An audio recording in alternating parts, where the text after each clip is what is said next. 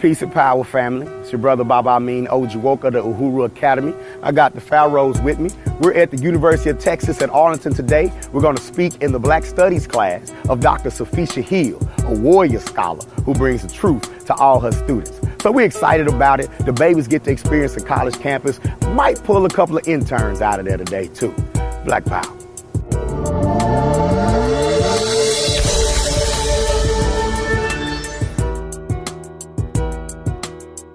All right, how's everybody feeling today? Y'all good? Yup. Classes start till 9:30 at all morning. Get yourself together. Get your coffee, your breakfast, that sort of thing. My name is Baba Amin Ojuwoke. Everyone just calls me Baba Amin. Baba is a title, simply means father, or leader. Amin is a Swahili name, which means a trustworthy friend.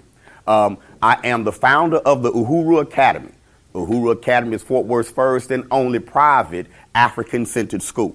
What we mean by African Centered school is that we teach everything at our school from an African perspective.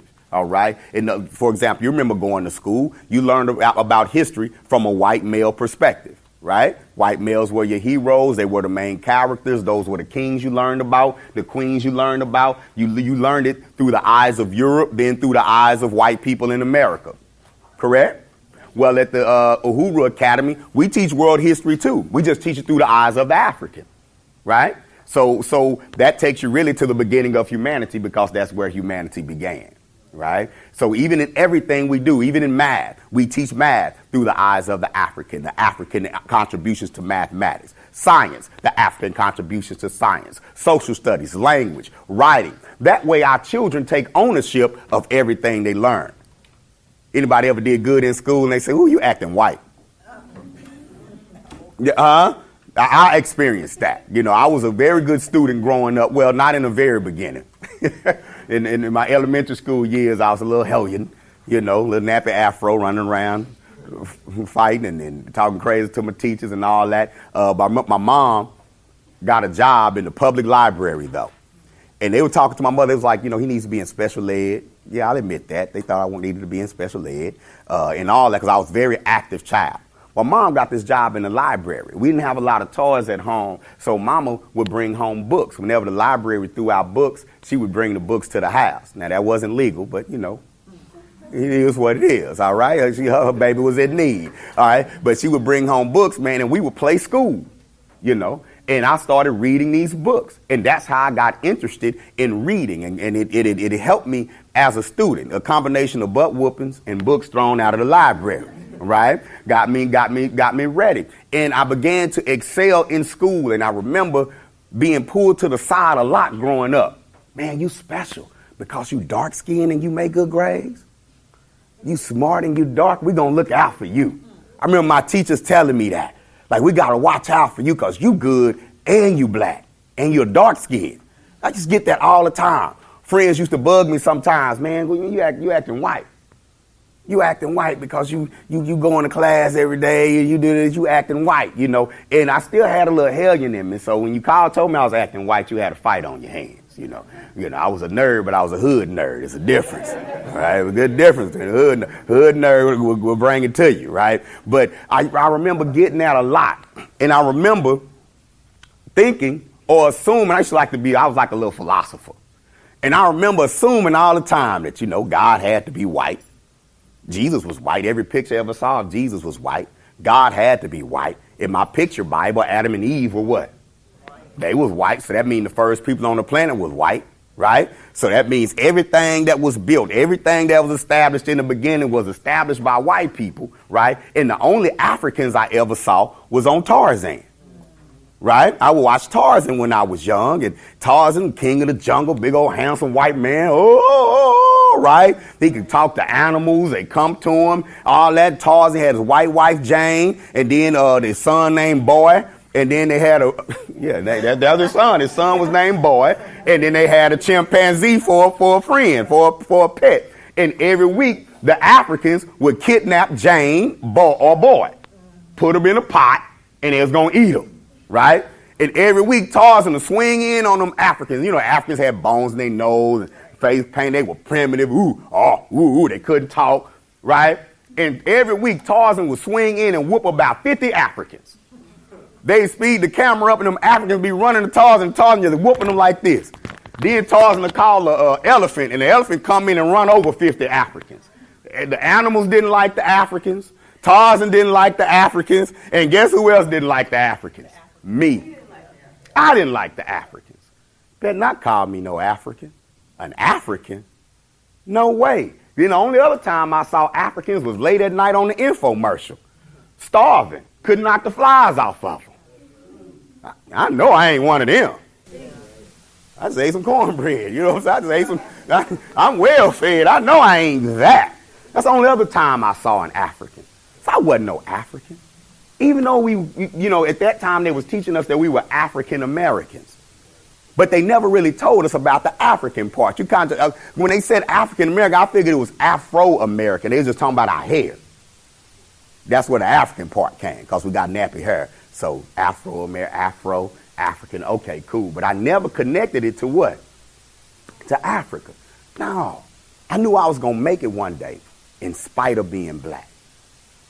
You know, I was going to move out, get me a light-skinned to white wife, because I wanted to have babies with good hair. But that was my goal. At the top of my class in an all-black high school called Paul Lawrence Dunbar. That was my goal. Man, I was going to be an engineer, going to get me a light skin to white. Okay? Won't get nobody dark like me. I ain't going to do that to my children. But that was my attitude. I got to overcome. I ain't going to do this to my children, make them black with nappy hair like me.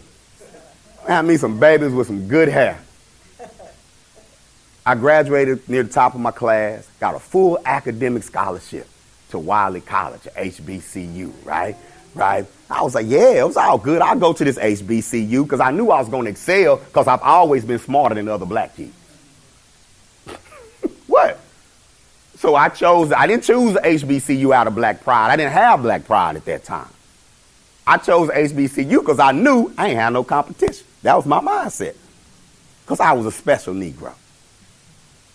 So I get to the HBCU, academic scholarship, Wiley College, and I go in and I'm taking linear algebra because math was my favorite subject. I'm taking linear algebra, calculus, and statistics all at the same time my freshman year, first semester, out the gate, boom, right? Then they tell me I need an elective. So I was like, okay, I'll look down the elective list, and here's this class, Intro to Black Studies, right? So I said, oh, Harriet Tubman, Dr. King, water fountain, we out. You know what I'm saying? No problem. Back of the bus, Harriet Tubman, we good. I got this. I know black history. I'm black, right? Well, come midterm, I'm making an A in linear algebra. I'm making an A in calculus. I'm making an A in statistics, an A in my speech class, and a big fat F in black history. Intro to Black Studies. Blacker than a million midnights and can't pass black history. I messed around and got a real teacher, though. The professor, his name was Dr. A.J. Stovall, right? And when I got in his class, now one, I went and got the textbook and I was tripping because the textbook was called Intro to Black Studies by Dr. Maulana Karanga, and it was like this thick. And I said, we ain't did this much.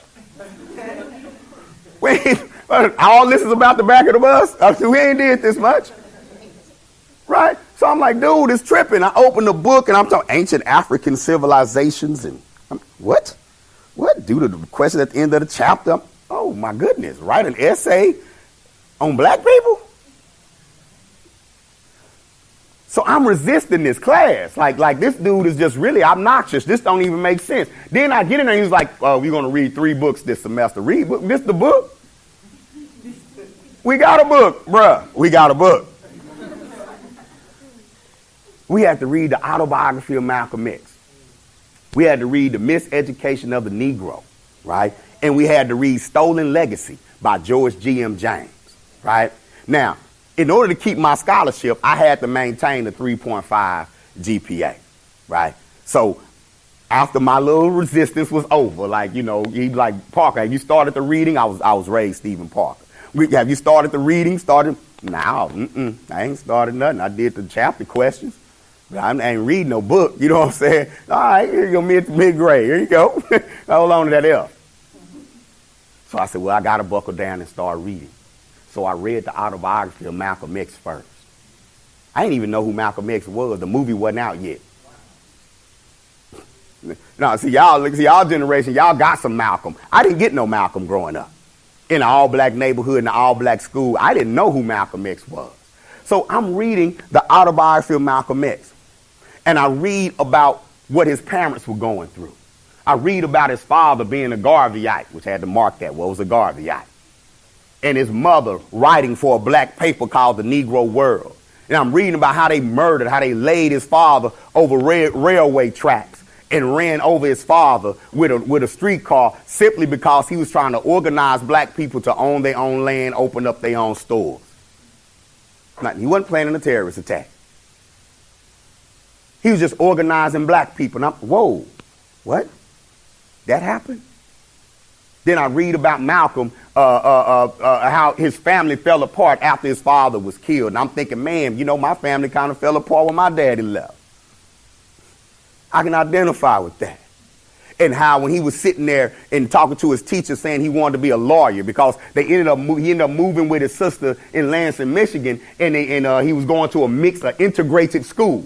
Right? And he was at the top of his class. He was telling his teacher, I want to be a lawyer one day. And his teacher said, Malcolm, Negroes don't become lawyers. Why don't you do something good for a Negro, like be a carpenter? And you read how Malcolm left school after that. Started working as a porter on the train, and that allowed him to travel. And he ended up in New York.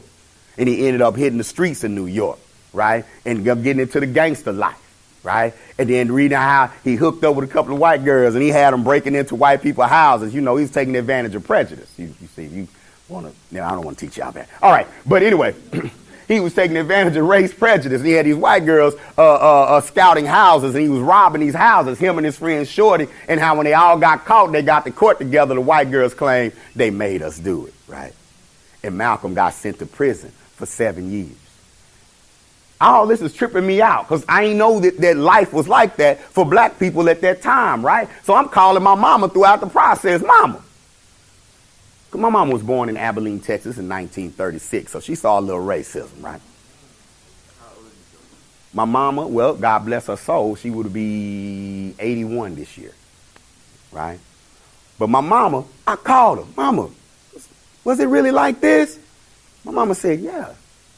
I said, Mom, why y'all ain't never really talked to us about that? She said, because we don't want y'all to live it, so I'm not going to talk. See, when I grew up, it was kind of like the integration generation. Our parents were just coming off the civil rights movement, the black power movement, and that sort of thing. In a lot of black households, we didn't talk about race.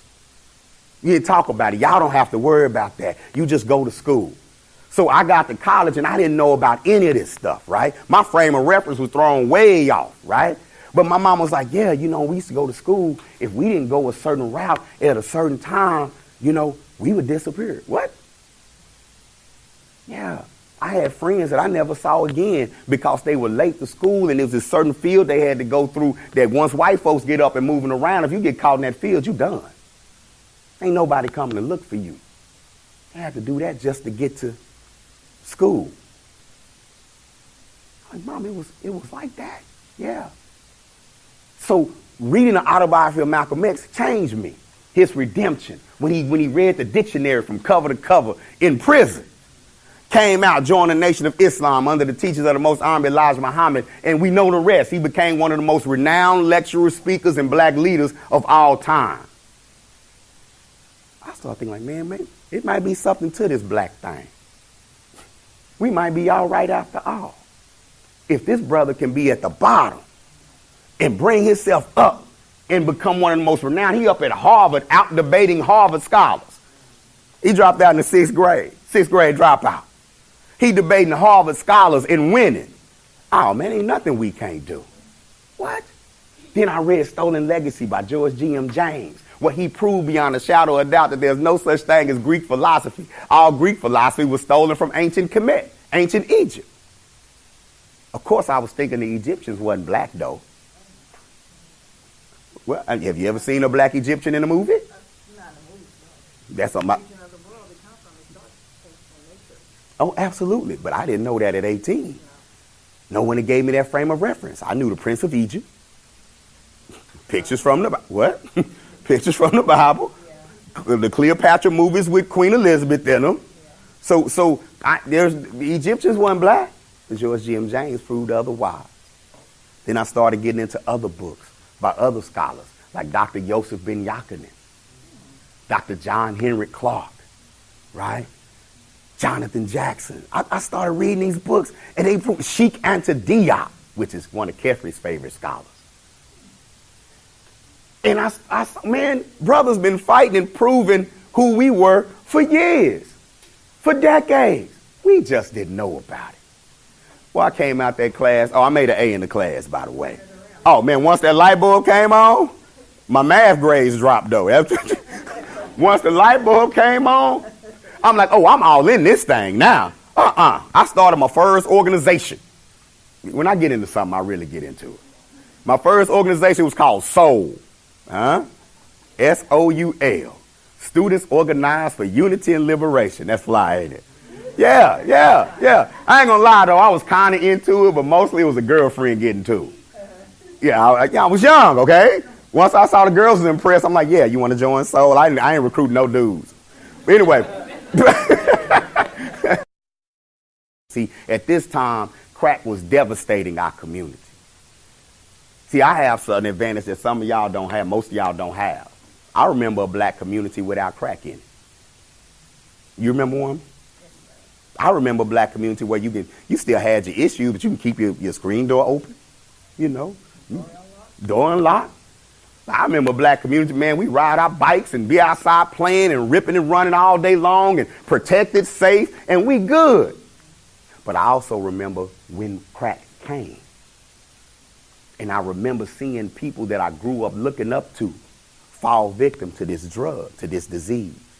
See, now we've been so desensitized. When we see somebody on drugs, we just say, look, a dope fiend. But see, when you're getting introduced to it, brother, you know their name. You don't call them a dope fiend. Man, that's Sarah. Man, that's Mr. Johnson. Man, that's Miss Lula. See, it's different when you know their name. See, a part of desensitizing somebody is putting, the desensitization is putting a label on something so you don't have to feel their humanity. You see what I'm saying? So I remember the humanity inside of our community. So when I got a hold of our history, and at the same time I'm having friends go to the penitentiary, I'm having friends getting killed in the streets, people that I left behind. I went to school, I got out because the goal was to grow up and get out the hood. Look, it wasn't reinvest in the hood, was it? It wasn't come back buy a house in the hood, was it? It wasn't come back and build a business inside the hood. What was the goal? Get out the hood. Well, how can you have a goal to get away from it, then be concerned about it? Does that make sense? Our goal is to get away from it, then get away from it and say, but I give back. I give back. I go and I spend a little time and I talk to kids and say, I made it out. You can too. But where were we going when we got out? Were we going to build a new black community? Get out that hood, we building a fresh black community over here. Was that the goal? No. Where are we going when we got out? Gotta find the nearest group of white people we can find. They'll accept us and we'll live. I live out in South Lake now. We were the first black family in Roanoke. Oh, yeah. And you experience racism out there, but that's all right. We're going to keep fighting because we're brave. They painted the N-word on my garage, but I'm not going anywhere. And we're taught in school, those are our heroes. Those are our heroes. At the same time, what's happening to the community around us? Us disassembling. It's falling apart. It's falling apart around us. We dying. We going to the penitentiary. We fall into poverty. The jobs are what? Leaving. Right? I started to see that once I learned my history. Once I learned our story, I started to see it because it rehumanized my own people to me.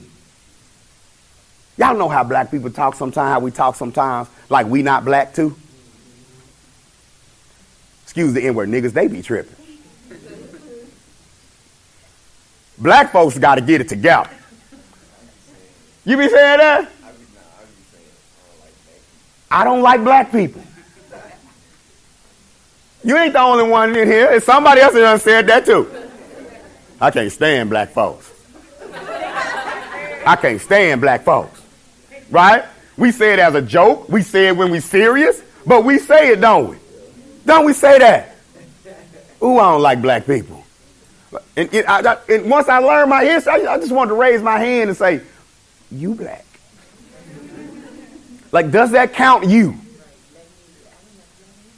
Yeah, black men. I can't stand black women. Don't say nothing about my mama, though. Huh? Don't say nothing about my mama. I can't stand black women. I don't respect nobody else's black mama. Don't say nothing about my black mama. But you disrespecting every other black mama. And what make you think another black man ain't disrespecting yours? Or your sister? But this psychosis, where does this come from? This desire to step outside of ourselves, to be something else, to be an exclusive Negro. I'm black, but I ain't like them. And then we come up with sub words to go with the N word, right? Oh, you want me to say nigga? I'll say ratchet. I'll say ghetto. I'm ghetto. You ratchet. You ghetto. That ain't nothing but the N word reform. That's all it is. And I have to separate myself because I really don't know who I am. Everything you learn about black people is everything prejudiced white people learn about black people. That's why you more prejudiced than them. Nobody discriminate against black people as much as black people do. Stop me when I'm wrong.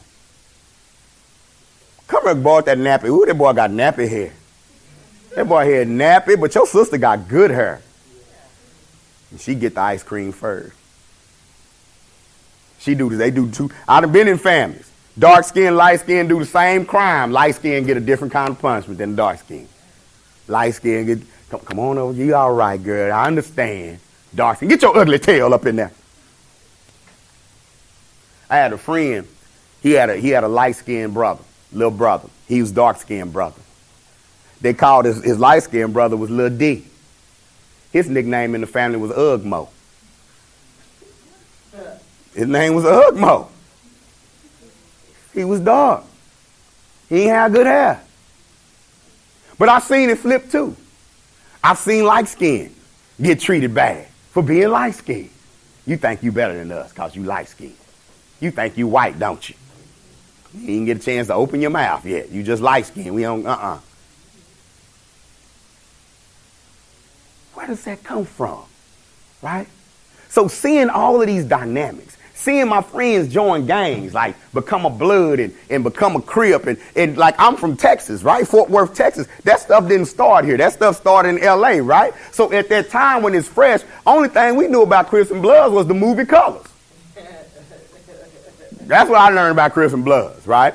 But then when they started branching out, when the brothers and sisters started branching out from the West Coast and going to new cities, they came to Fort Worth too.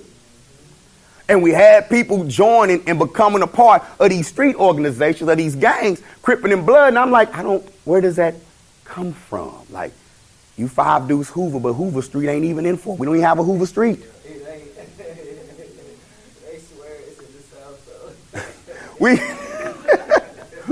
though. And it perplexed me because I'm like, we giving up our Fort Worth identity to take on this popular gang identity. But at the same time, I understand now, if you don't have an identity, someone will provide one for you. When you don't have a strong cultural foundation, when you begin your history in slavery, because in school, I didn't learn nothing about black people before slavery. So when you don't learn nothing about yourself before slavery, raise your hand if you want your legacy to be slavery. Nobody? That's not your legacy. That's not our legacy. And when I found out that we had thousands upon thousands of years of legacy before slavery, it changed my whole paradigm as to who we are. Slavery was just a commercial in our history. This little 400-year stretch right here, man, that ain't nothing. We had golden ages in Africa that lasted thousands of years. Matter of fact, in ancient Kemet, Kush, and Nubia, we had 4 golden ages. 4 gold. I mean, a golden age is a period where you have peace, prosperity, and creativity. Our ancestors had 4 of them. Most don't get 1. When I realized that we wrote books and scriptures on the wall thousands of years before the Greeks wrote their first book, the Iliad, the Odyssey, that came around 200 and something BC. Africans been writing since time immortal. We don't even know when we started writing. But we got stuff we know that dates back as late as 3200 BC, 5,000 years BC. That's older than the Iliad and the Odyssey, ain't it? So when you excel in reading and writing, I say, oh, I ain't acting white, I'm acting African. Because ain't nobody written and wrote more than African people. And even black people in America, some of the things that you call ratchet is really our genius. Think about it. Your ancestors don't come from England. Ain't that where the English language comes from? Well, your ancestors don't come from England, right? But when we speak, like I say, I wake up and I go, hey, babe, I'm about to go down to the store. Not the store. I'm going down to the store. I talk like that, okay? I'm just letting y'all know. And now, if I'm in an interview or if I'm in a meeting, I speak business language. But when I'm at home, I speak black English. I speak African English, what I call African English. What I call it? But because we began our legacy with slavery, everything you do from a frame of reference of a slave. You think you borrowed everything. So you think you're doing it wrong. You're not thinking that I'm a different type of people from a different type of culture, so I'm going to speak the language in a different kind of way. You're thinking, no, our goal is to speak like them. And when we are not able to speak like them, that means we're inferior. Does that make sense? No, you speak black English. When your ancestors were saying, we need to go on down yonder. Go on down yonder, and fetch some turnip greens. They weren't being dumb. They were being linguistic geniuses because going down yonder feels better and sounds better. And you know what I'm saying, don't you? Huh? Yeah. And we sit up and we're ashamed of our language, and you look up on TV and they be using the words. We'll introduce new words. I remember back then they was like, man, we chilling, man. How you doing? We chilling. Right? See, I remember when chilling was born. Y'all wasn't there, okay? We chilling. And people come up to it. I'm a little smart, nerdy friend. Chilling, you're cold. They make fun of it. Chilling, you chill wine. They will make fun of it, right? But no. See, in Africa, we know how to take one word and give it 10 meanings. When you study the Medu Netta, which they call hieroglyphics, we call Medu Netta. Each Medu Netta symbol got about 3-4 meanings, depending on how it's used, where it's used, and when it's used. You got to hear the inflection in the voice, the whole 9 yards, right? But we still do that. We still take one word and it has multiple meanings. The wine is chilling in the bucket. Man, I'm just chilling with my homies. Right? All right. But you really need to be chilling out. Right? Now, that's not ignorance. That's genius. And the other folk that mad, they didn't think of it first. And we've mastered this language, and very few people have introduced more words into the English language as black people. Then we brought some African words with us that we just never let go. We still don't say mom on a wide scale basis. What do we say? Mama. Mama. Like when you ain't thinking about it really, like when you say mom or mom, you thought about it first. But when you just hungry, Mama, what we eat? Mama, you going to the store? And we don't just say mama, we sing mama. Mama. You say I changed it when you say it the second time, mama. The first always mama. That's to get her attention. If she don't say nothing, mama. Y'all know you hear me? Yeah. Then she probably told, I hear you. Be quiet or hush. Be quiet. I heard you calling me. You don't want nothing but something to eat. I can tell by the way you said, mama. That means you want something. Yeah. Well, mama is a Swahili word. That's not something that black people made up on the plantation. That's an ancient African word for mother. It's a word that we never let go. But if you don't know, when we start our history with slavery, we think you saying mama cause you ghetto. You saying mama cause you an African, and you kept some of those words. When we nickname our people Day Day, Bobo, you being an those are African linguistics. They ain't ghetto. That's African, right? And see, you don't know exactly where you come from Africa.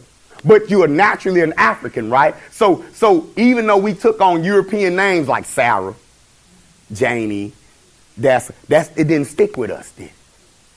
You looked up after slavery and you had like John. We would name them after people in the Bible. Esther, you had those names, right? After people in the Bible. But after a while, we started getting a little sense of self, and Aquisha was born.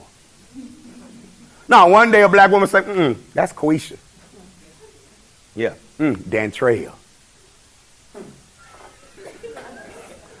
Davion Monte. Right? Then them loves, LaCretia, Letitia, Lanisha. Right? Then we started doing the babies with the same first letter in their names. Right? That's Shauna, Shantae, and Shane. You know what I'm saying? Shauna, and Shantae. Right? Davion, Dantrell, and Donisha. I just like to do all of these, woo-de-woo, right?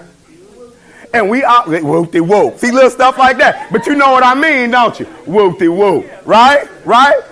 See, language is power. But you don't understand the power in your language if you don't understand who you are. We've been taught to be ashamed of that. You can't put Daquan on no resume. And get high. You need to get that baby a name, but that baby can get a job. And then we'll say, that's just ghetto, that's this. But it's not. When we started creating our own names, that was us seeking an identity. That was us saying, even in our subconscious, I'm not a European. Would you name your black child Ernesto? Huh? Why wouldn't you? Why wouldn't you? As an African American, why wouldn't you name your baby Ernesto? Roll the R with it and everything, Ernesto. Why wouldn't you do that? Oh, okay. Well, would you name him Chang? Why? Okay. But then why do we use Robert? I know you do. Why do we use James? William? George? Why do we use these names? These names come from places too, don't they? Don't these names come from particular places? Huh? Those are European names. And why do we use those names historically? Is it because we're European? No. It's because we were brought into a system, a slavery system, that not only enslaved us, but cut us off from who we were. There was no black history class on the plantation. You can't enslave a people who know they come from royalty. You can't enslave a people who know that they built civilizations. So those first few years, those first few decades of slavery was very tense because they had Africans who remembered Africa. And one of the main things that they would do would be to separate the children from the adults. If you remembered Africa, I kept you away from them because I'm about to teach them a whole new reality. You're not going to be able to tell them, yes, before the white people came, we were Ashanti. And we had been defeating the British for over 100 years. They finally broke us because they converted some of us to Christianity, and the ones who converted to their religion helped them. But they never beat us without our help. And your job is to get free. I can't have you teaching them that.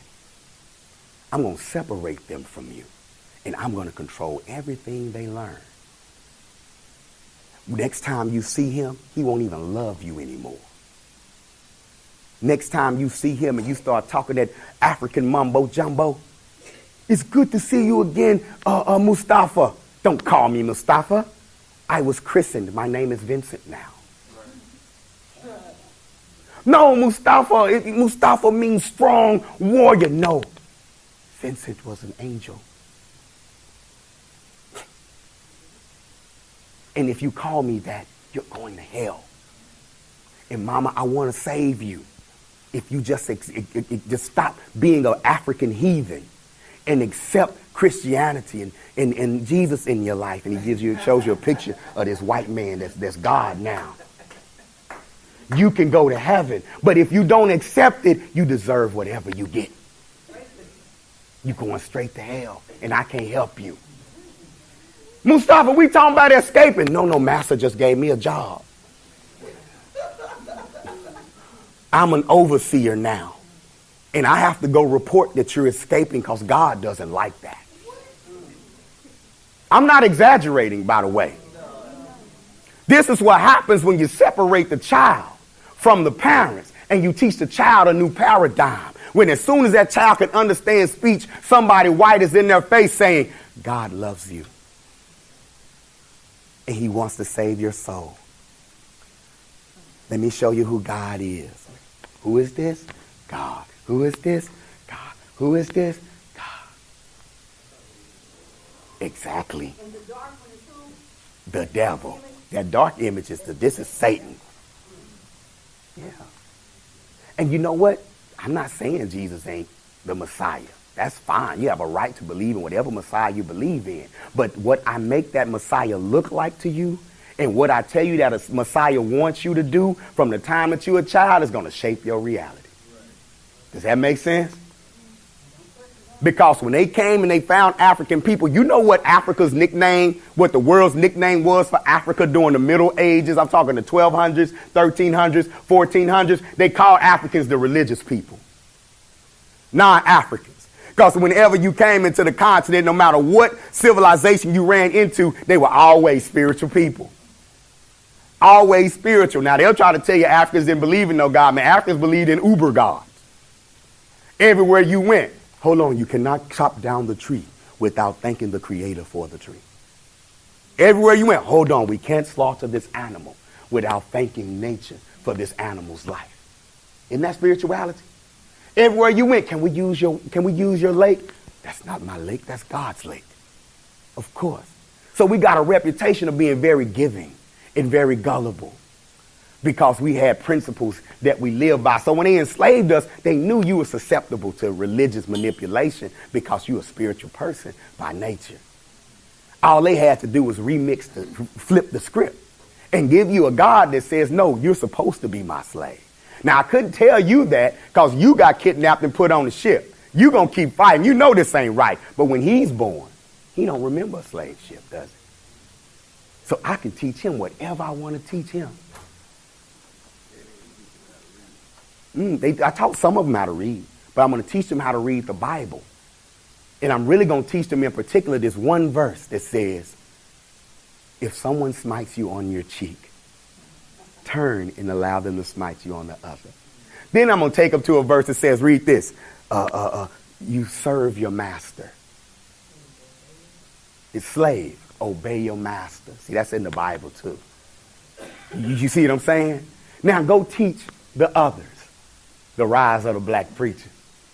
Now that done shaped and molded your minds. You don't remember African. Now you want God to accept you. Now you cool with being a slave. And you know that if you be a good slave, you can go to heaven. So now go out, good slave, and teach all these heathen slaves how to get to heaven. And I come out there and I say, boy, what you doing on that phone? You know you're supposed to be picking cotton right now. Is you trying to go to hell? Mouse, there's something wrong with that boy right there. He wearing his hair different. Something wrong with that boy right there. He grew too much hair up on his chin. He's rebelling, Mouse. He might need a little orientation. Now, does that sound familiar though? Our community's still kind of like that, ain't it? We still kind of like that, ain't it? Trayvon Martin get killed. Everybody, ooh, I'm tired of this. I'm sick of this. Here comes the preacher. Calm down. God is going to handle it. On the plantation. We tired of this. We finna burn Master house down. We're going to kill everybody in the house. I'm tired. We finna get free. Here come the ones that was raised by.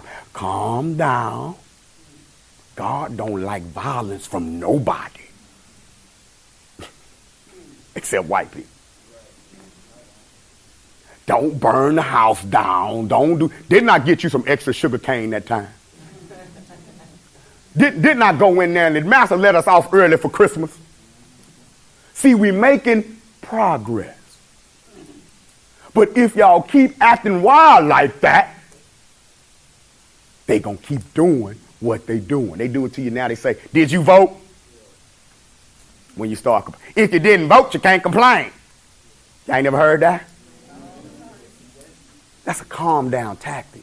That's a tactic to get you to calm down, like you don't deserve freedom unless you vote. Here's my favorite one. We can't talk about them killing us while we killing each other. Y'all heard that one? Raise your hand and tell me one ethnic group that don't kill each other. I'll wait.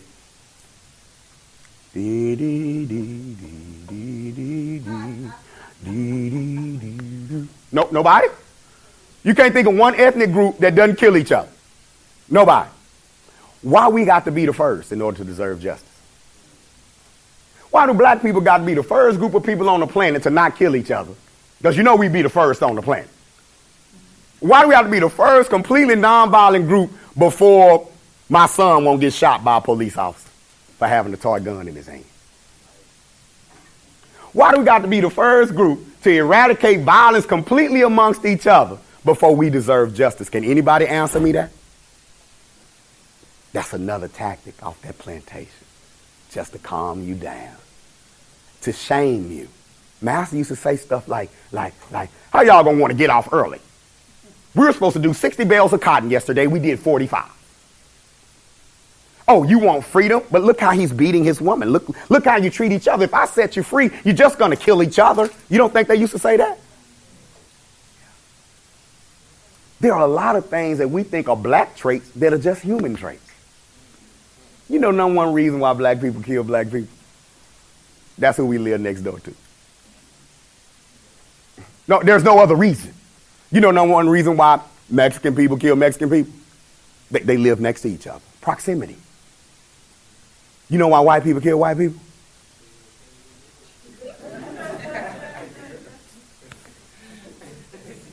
I'm not here to debate. Proximity. And you know white on white crime is more prevalent than black on black crime?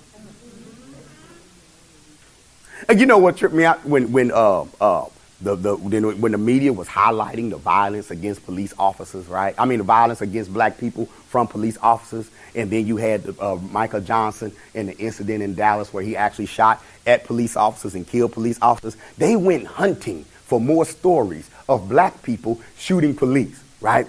And they couldn't find none. I remember they put one story up on CNN. It was a man named Dwayne something in Detroit that got loose in the courtroom and killed 3 officers, right? His name was Dwayne, right? CNN put it on the front page. Then his picture came out. It was a white boy named Dwayne. They took it off. It was gone by that afternoon. Wrong complexion. 80% of our police officers that's been killed in the past 2 years been killed by white people. They be letting loose on police. Huh? Texas Tech just had one. But they don't even incriminate him or make him look bad at all. It's just a tragedy and they feel bad for everything. Yeah. But he's not. They don't like put a picture up and make him look bad or anything. Of course not. Now, if I kick a cop in the leg, I'm going to be on the news tomorrow. If I kick a cop, and what they do is they ask, why? Why? What drove him to, turns out his dad left him early and his mom was in an abusive relationship. Why? So you're like, that was horrible, but now you kind of, I understand. He was troubled. It was society at large. He was frustrated. He couldn't get a job. See, it was affirmative action. Even when they do it, it's your fault. Right? But you have no leg to stand on because we don't have the history. You can't rebuttal if you don't know how we got here. You understand what I'm saying? If you think you're a nigger and you come from slaves, you can't debate with a white nationalist that's ready to tell you why you're inferior, why you belong to America, America don't belong to you. You understand what I'm saying? Because they have real points. This is a real debate. When they say, well, you never built the civilization. Everything you've ever accomplished, you've accomplished at the behest of a white man. If you don't have examples, how can you debate that? You don't get him, whatever, white boy, ain't nobody done told me that I'm going to be. That's not going to win the debate. Man, I'll knock you out. That's not going to win the what? It's not going to win the debate. If he looks at you and says, name one civilization black people built. What you going to say? Good. Timbuktu is a university. The University of Timbuktu or University of Sankore in the Kingdom of Mali, right? Excellent. West African Kingdom. But how many of our homies know that? I ain't even know. Thank you. He's new. He just came to the Huru Academy. He's learning every day. How you loving it, though? Yeah, I like it. You like it, right? African Centered education is a part of the solution. We have to learn where we come from in order to understand where we are. And only when we understand where we are will we know where we can go moving forward. If you don't know what was, then you don't know what is. And if you don't know what is, you're not prepared for what's to come. So wise people study history. You understand that? Yes, ma'am. Yes. You mentioned Dr. Stovall, who is also a friend of mine. That's what our connection is. Mm-hmm. What did you learn from him about how to do this? What I learned from Dr. Stovall, the most important thing Dr. Stovall did for me to help change my paradigm, help me see things. Like our final test in Dr. Stovall's class, he had a Last Supper picture. Y'all seen the Last Supper with Jesus and the disciples? Well, he had one that had all black leaders on it. And you had to be able to name each leader and talk about what they accomplished. And it wasn't in the classroom. He had us meet him at his house. Right? And he used to tell little things to me like, Park, why in pool the white ball got to knock all the colored balls in? I'm like, huh? I said, why in pool all the balls got color and the white ball dominates and it gets to be the last ball on the table? And why is the black ball, you save that one for last? I'm just looking at stuff. Why do the good guys wear white and the bad guys wear black, Parker? Parker, why is angel food cake white and devil food cake chocolate? Yeah. Yeah. You know, he was changing my paradigm. And the most important thing that he taught me, though, was that learn this in order to teach others. Change your life. Let it change your life. Let it work changes in your life. But most importantly, if you can't give it to the next person, what are you doing? This ain't for you to feel high and mighty. I know something and you don't. No. From that class, I found my calling. I came home at the end of my first school year. After giving a speech, they asked me to give a speech at the little commencement ceremony. A freshman giving a speech at the commencement ceremony, right? And my speech was called, Why Didn't I Learn This Sooner? And I got on every adult in there. How did I study? I wasn't skipping class.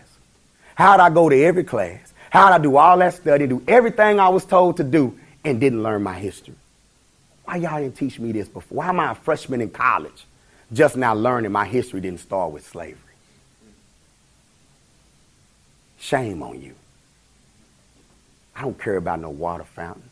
I don't care about no back of the bus. I want to know who I am. I want to know where I came from. I don't care that IBM might hire me. I don't care that I might get to move out to Roanoke anymore. I want to know who I am. When I came home, I was losing friends to the streets. And I started organizing with the Nation of Islam. I had to find me a group that was speaking black, talking black, and doing black.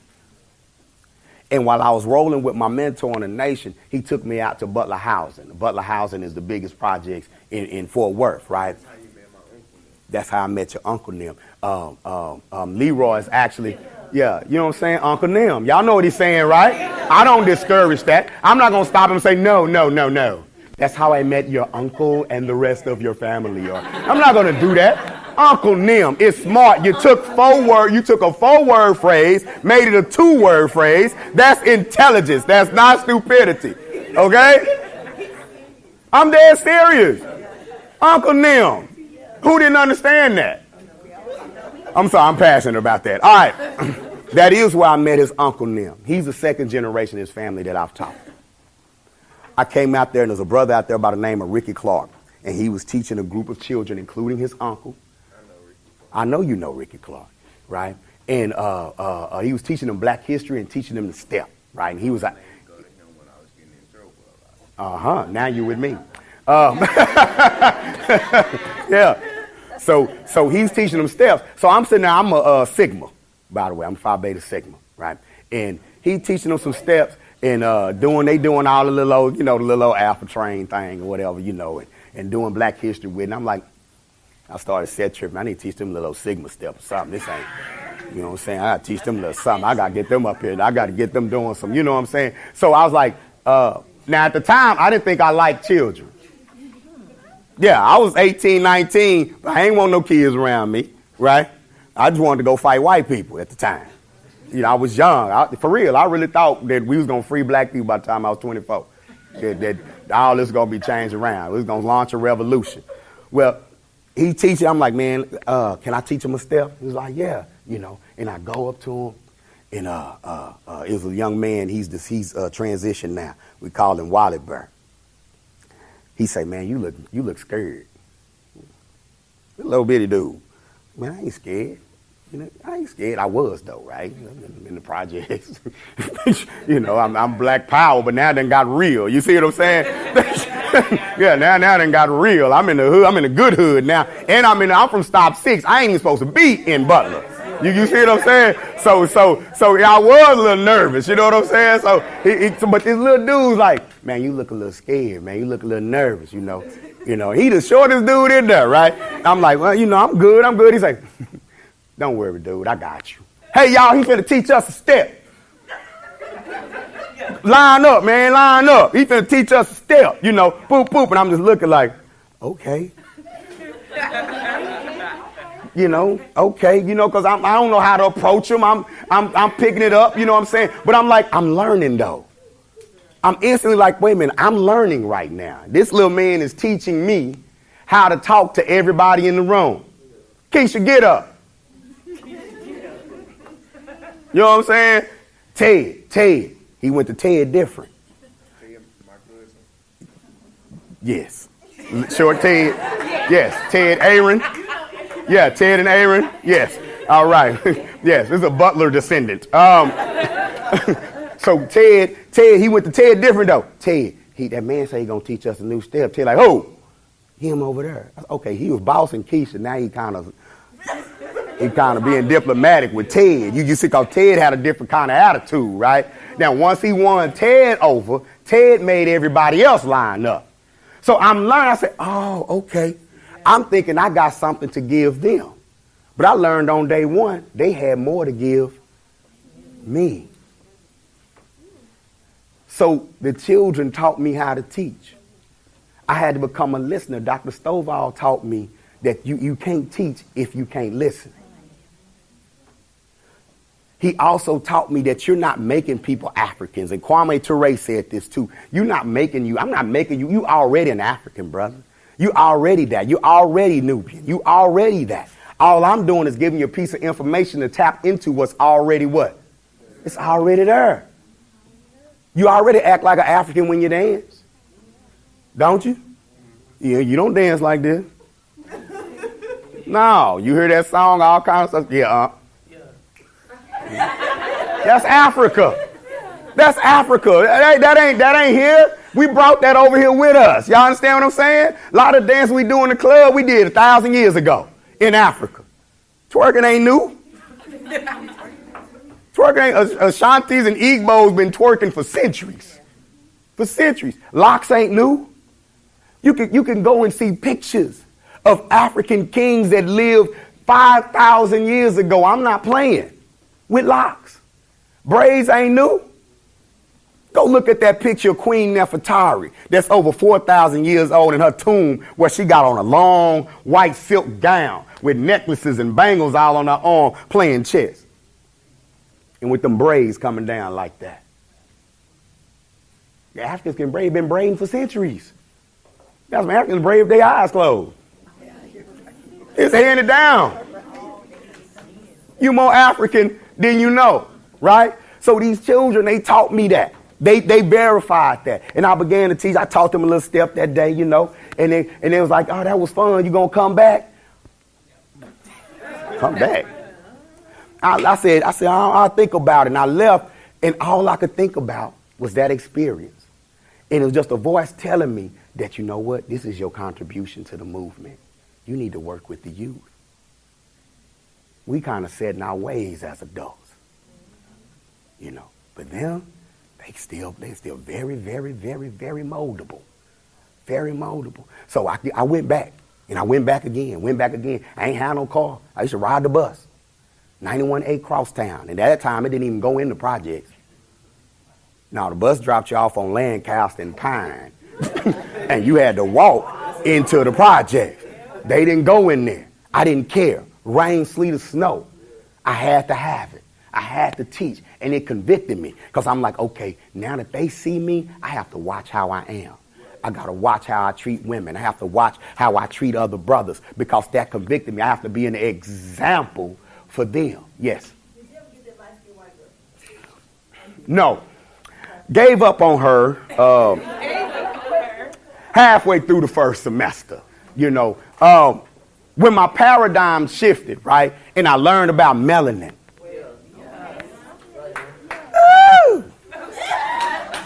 Right? Being melanin rich, right? And all the benefits of melanin and chocolate and dark and black just became so beautiful to me.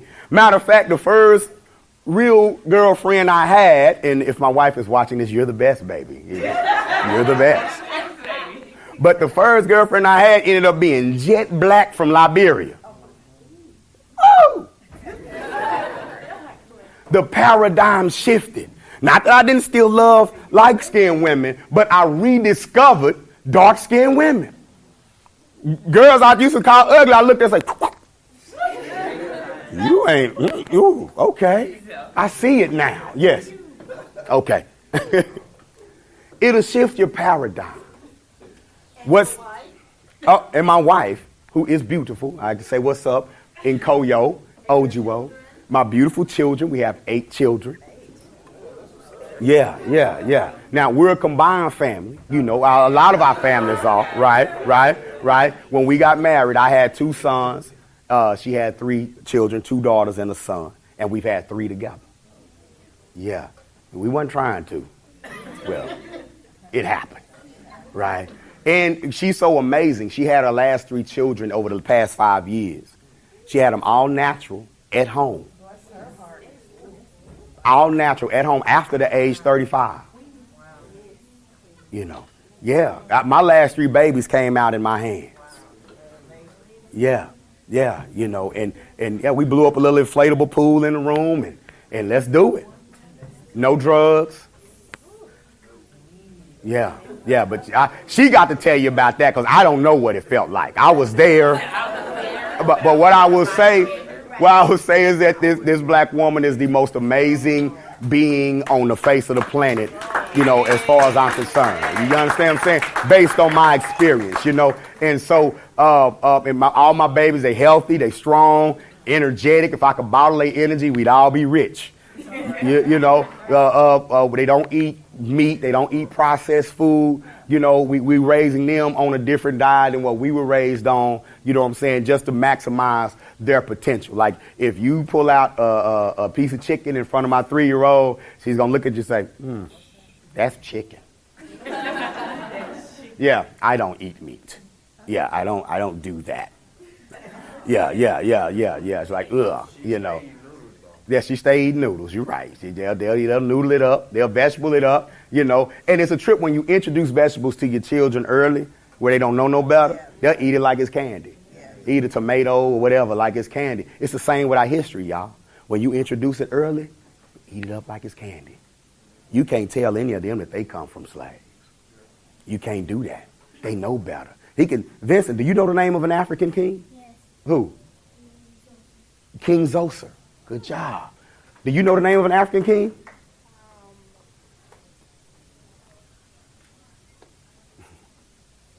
You just did a video on one.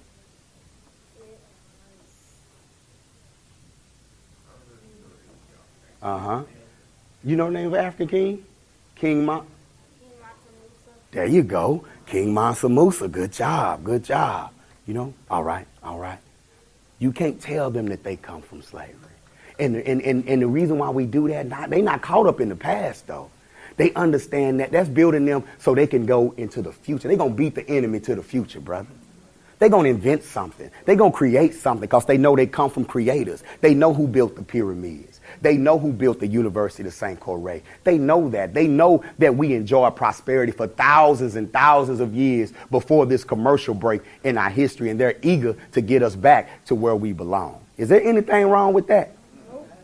Is there anything wrong? They know they're global citizens. They know they ain't got to grow up and get a job in America.